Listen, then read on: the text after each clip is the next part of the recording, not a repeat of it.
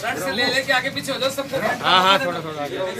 ये साथियों, रात को कमलेश प्रजापति के वहाँ पकड़े गए रुपए और पिस्टल पुलिस ने बरामद की है और अभी पुलिस खुलासा कर रही है कितने पैसे थे और कितनी पिस्टल है। पुलिस कप्तान आनंद शर्मा इसका खुलासा करेंगे। एक बार अपन लोग सारे ना पीछे आ जाओ, सारे पीछे आ जाओ। ये है दिनेश जी मास्क के ऑर्डर थोड़ा नीचे। ये है दिनेश कमांडो जिन्होंने रात को फायरिंग की। उसके बाद दिनेश हेड कांस्टेबल है। दिनेश हेड कांस्टेबल है। उसके बाद हेड कांस्टेबल बोलना बस। अरे नगराम दिनेश हेड कांस्टेबल जिसने रात को फायरिंग करके उसको कमलेश प्रजापति की हाँ विजय जी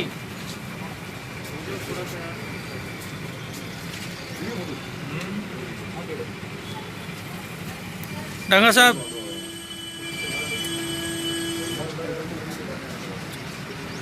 दिनेश हेड साहब थोड़ा मास्क हटा दो ना, हल्का से एक बार क्लिक कर दे।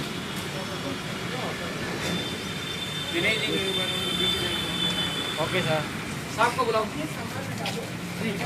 बाकी है बैठ जाओ। ये रुपए अरे पत्रकार थोड़ा सा प्लीज आप पिस्टल और रुपए पुलिस ने बरामद के बाद वापस ले जा रहे हैं।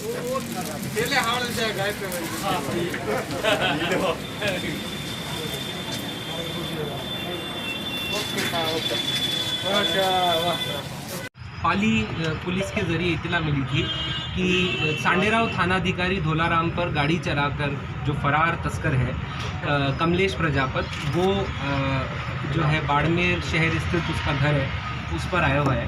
इस पर हमने जो CO SC/ST सेल है पुष्पेंद्र हाड़ा, उनके नेतृत्व में 2 टीमें बनाई। उनके नेतृत्व में टीमें बनाई जिसमें SHO ग्रामीण पर्वत सिंह, SHO कोतवाली प्रेम प्रकाश, जो महिपाल हेड कांस्टेबल के नेतृत्व में हमारी स्पेशल टीम है, और बाद में जिसमें सदर थाने इंचार्ज रामनिवास और उनकी टीम को भी शामिल किया गया। इन्होंने वहां जाकर के उसका घेरा लगाया और उससे दरवाज़ा खोलने को कहा। ऐसा करने पर एक टीम ने फ्रंट गेट को कवर किया और एक ने बैक गेट को।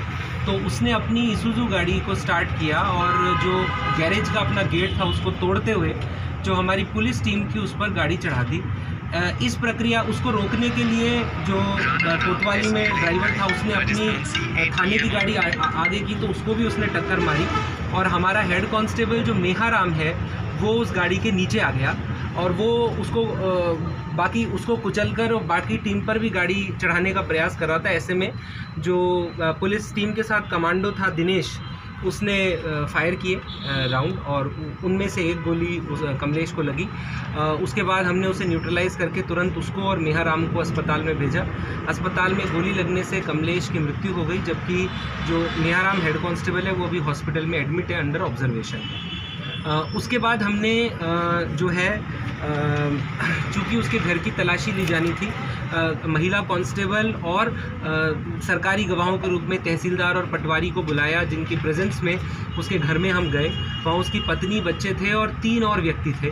उन 3 व्यक्तियों ने बताया कि हम उसके कैशियर, अकाउंटेंट, ड्राइवर हैं, उनको हमने अभी डिटेन किया है। एक बार उनका क्या भूमिका है, क्या रोल है, क्या उनका क्रिमिनल रिकॉर्ड है, ये वेरीफाई किया जाएगा। उसके आधार पर फिर आगे की कार्रवाई उनके खिलाफ अमल में लाई जाएगी।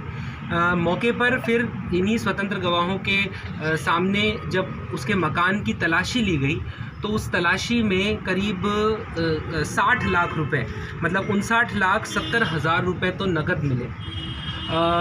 करीब 2 किलो 360 ग्राम अफीम का दूध, 1 किलो 715 ग्राम डोडा पोस्त, 5 पिस्टल, 9 मैगज़ीन और 121 जिंदा राउंड बरामद हुए। उसके अतिरिक्त 13 मोबाइल फ़ोन, 4 डोंगल और 11 लग्जरी गाड़ियां बरामद हुई, जिनमें 1 BMW, 1 Fortuner, 2 Innova, 3 ईसुज़ू, 1 Skoda, 1 truck, 2 motorcycle शामिल है। पुलिस ने इन सब वाहनों को भी जब्त किया है। अभी FSL टीम और MOB टीम ने मौके से सारे साक्ष्य उठाए हैं। वो फिंगरप्रिंट, टायर मार्क, बुलेट खोखे ये सब कुछ रिकवर किया है। आईओ के द्वारा नक्शा मौका और अन्य कार्रवाई की जा रही है। इसके और भी संपत्तियां होने की जानकारी मिली है जिसके बारे में हम तफ्तीश करेंगे और वहाँ भी आगे सर्च सीजर ऑपरेशन जो है वो चलाएंगे। अभी इस सारी घटना को लेकर के जो टीम इंचार्ज थे सीओ SC/ST सेल, उनकी तरफ से एक प्रकरण सदर थाना में जब दर्ज कराया गया है जिसकी तफ्तीश सीओ चौहटन नारायण सिंह के द्वारा की जा रही है। सर इनके जो ये अभी जो ये था कि आरोपी की तरफ से फायरिंग का कोई अभी तक एविडेंस सामने नहीं आया है। उसने अपनी गाड़ी स्टार्ट की, उसके घर के पीछे एक छोटी खिड़की थी बेडरूम में जो सीधा गैरेज में उतरती थी। जब आगे पुलिस टीम आई तो मोस्ट प्रोबेबली वो उस खिड़की से आया, उसने अपनी गाड़ी स्टार्ट की और अपने गैरेज का गेट तोड़ते हुए वहाँ जो पुलिस टीम थी उस पर गाड़ी चढ़ा दी। तो ऐसी परिस्थिति में उसके द्वारा फायरिंग हुई हो ऐसी बात अभी तक सामने नहीं आई है। फिर भी FSL एग्जामिनेशन से और डिटेल आसपास के सर्च से अगर कोई ऐसा तथ्य सामने आता है तो उसको वेरीफाई किया जाएगा। सर कितने पुलिस की ओर से कितने फायर किए गए? पुलिस की ओर से 3 राउंड फायर किए गए। सर कितने कमलेश पर कितने किसके थाना में मुकदमे दर्ज है? कमलेश पर 7 प्रकरण दर्ज है। ये पुलिस थाना नागाना बाड़मेर का हिस्ट्री शीटर है और इस पर हत्या का प्रयास, राजकार्य में बाधा और आर्म्स एक्ट और एक्सटॉर्शन, चोरी और तस्करी जैसी धाराओं के मामले हैं। रिसेंटली जो सांडेराव SHO पर पिछले साल गाड़ी चढ़ाने वाला प्रयास हुआ था जिसमें जगदीश देवासी को पहले पकड़ा गया था, उसमें ये वांटेड था जिसके आधार पर हमने ये दबिश दी थी। सर ऐसा बताया जा रहा है कि नहीं, ऐसी कोई जानकारी हमारे आई नहीं है। ये हमारे ज़िले में डायरेक्टली वांटेड भी नहीं था, पाली पुलिस में वांटेड था और उन्हीं की इतला पे हम वहाँ पर गए थे। तो ये सरेंडर करने वाला था जैसी तो कोई बात अभी तक आई नहीं है। अगर सरेंडर करना होता तो कल उसके पास एम्पल अपॉर्चुनिटी थी, वो अपने आप को पुलिस के हवाले कर सकता था, पर उसने तो पुलिस को कुचलना ज़्यादा उचित समझा।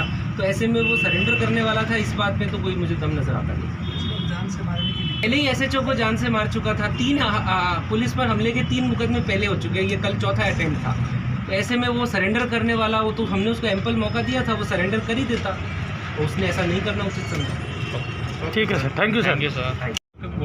देखिए, पुलिस जो एनकाउंटर में मृत्यु है उसको लेकर के सेट प्रोसीजर्स हैं नेशनल ह्यूमन राइट कमीशन के, 16 पॉइंट्स हैं, हम उन सभी की पालना कर रहे हैं। कल रात को ही हमने उसके भाई और उसकी पत्नी को उसकी मृत्यु की सूचना दी थी। इस सीजर में कुछ जेवरात मिले थे घर से जो उसकी पत्नी का स्त्री धन प्रतीत होता था। हमने उन्हें अननेसेसरी जब्त करना उचित नहीं समझा। हमने वो अपने तहसीलदार साहब, पटवारी साहब के सामने उनकी ज़रिए फ़र्द उनकी पत्नी और उनके भाई को वो गहने सुपुर्द कर दिए और वो उन्होंने कबूल कर लिए। उसके बाद अब आगे जो पोस्टमार्टम है वो एक मजिस्ट्रेट की मौजूदगी में बोर्ड के द्वारा किया जाता है, उसको लेकर के हमने तहरीर लिख दी है। जो ह्यूमन राइट कमीशन को रिपोर्ट्स भेजी जानी है वो सब भेजी जा रही है। सक्षम स्तर पर जहाँ पर भी सूचना देनी होती है वो देनी थी। थानाधिकारी, जिस स्तर का थानाधिकारी से ऊपर के स्तर का अधिकारी जांच होता है, इसलिए हमने CO से जांच करा रहे हैं। तो सारी गाइडलाइन वो फॉलो कर रहे हैं। परिवार वालों से अब यही हमने कहा है कि वो अब इसका पोस्टमार्टम कराएं और जो मृतक है उसका अंतिम संस्कार और आगे की जो क्रियाएँ होती है उसको पूरा करें। उनसे, उनके डेलीगेशन से हमने कहा यदि हमसे मिलना चाहें, कोई बात करना चाहे तो हम तैयार हैं। IG साहब ने निरीक्षण किया? IG साहब रात को पहुंचे, देर रात करीब 3 बजे तो IG साहब पहुंचे थे, उन्होंने निरीक्षण किया था और अभी वो यहीं कैंप कर रहे हैं बाड़मेर में।